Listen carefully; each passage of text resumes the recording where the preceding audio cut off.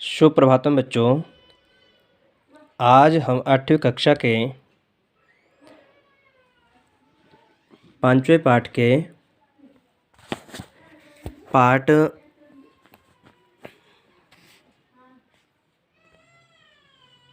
27 को करेंगे, जिसमें हमारा पेज नंबर 51 होगा। तो यहाँ पे हम पहले संस्कृत को करेंगे, फिर आपने इसकी हिंदी को करेंगे बाद में। तो मेरे साथ आप लोगों ने सभी ने इसको बोलना है, ठीक है बच्चों। तो यहाँ पे देख लीजिएगा सभी। पहला क्या है, पिछली वीडियो में हमने यहाँ तक किया था भास वर्गः अस्ति है। एक कालिदास वर्ग था और दूसरा था भास वर्ग, ठीक है। कालिदास वर्ग और भास वर्ग था, ठीक है। दूसरा क्या हमारा पार्ट 27 है हमारा, एकस्य प्रश्नस्य उत्तरम कालिदास वर्गः दास्यते है, ठीक है। जो एक प्रश्न का उत्तर देगा वो कौन देगा? कालिदास वर्ग देगा। अपरः च भास वर्गः अस्ति है, ठीक है। और जो दूसरा उत्तर होगा उसको कौन देगा? भास वर्ग देंगे, जो भास वर्ग के छात्र होंगे। फिर प्रणव बोलता है, ठीक है। फिर आचार्य बोलता है शोभनम, कि बहुत अच्छा,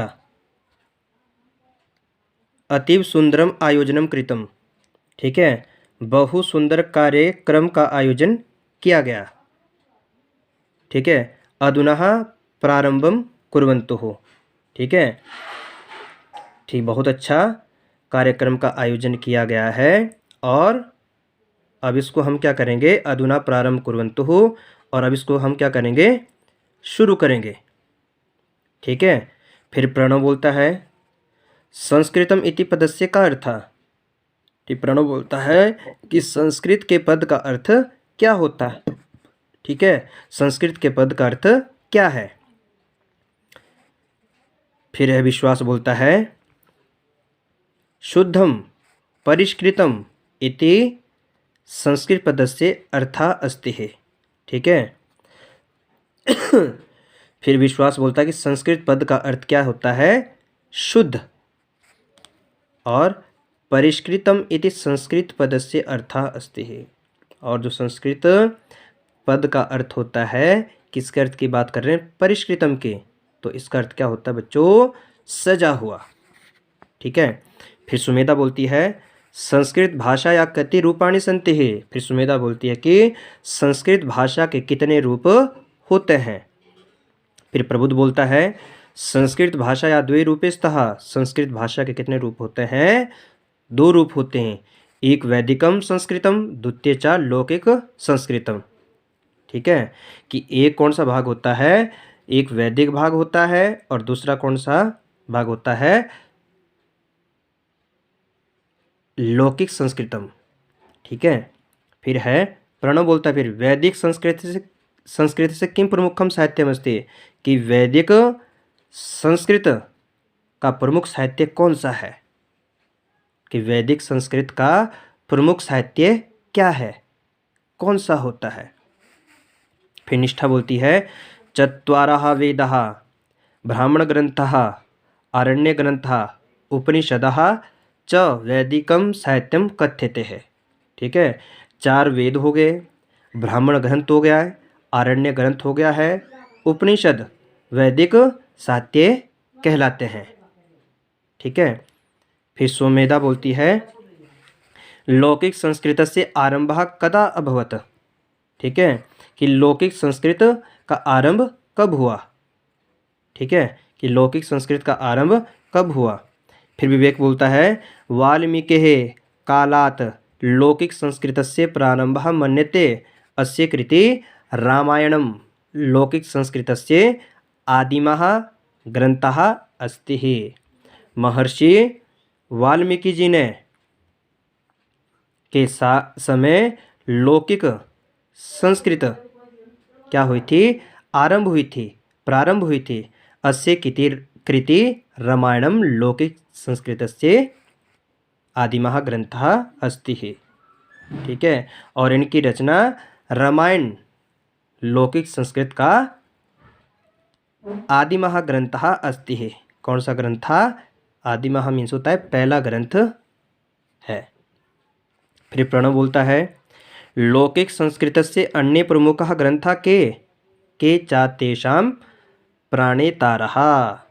ठीक है, लौकिक संस्कृत के अन्य प्रमुख ग्रंथ कौन कौन से हैं और उनके रचनाकार कौन कौन है?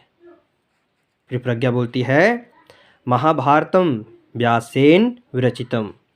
महर्षि व्यास के द्वारा रचित महाभारत है। ठीक है, महाभारत के बच्चों जो रचनाकार है वो कौन है? महर्षि व्यास जी। फिर रमेश बोलता है रघुवंशम कुमार संभवम चा कालिदासेन रचिते महाकाव्ये। ठीक है, महाकवि कालिदास के द्वारा रचित रघुवंश और कुमार संभव महाकाव्य है।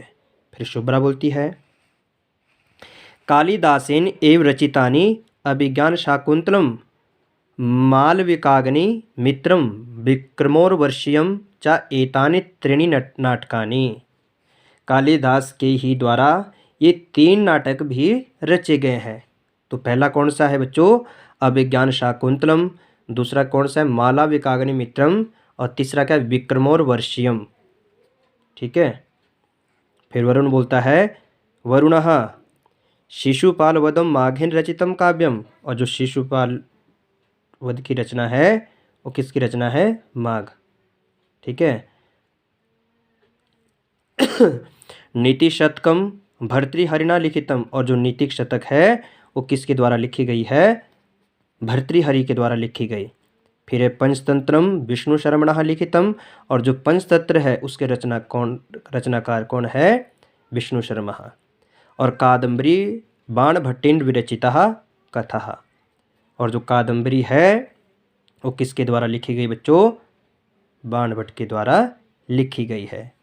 तो आज की वीडियो में हम इतना ही करेंगे।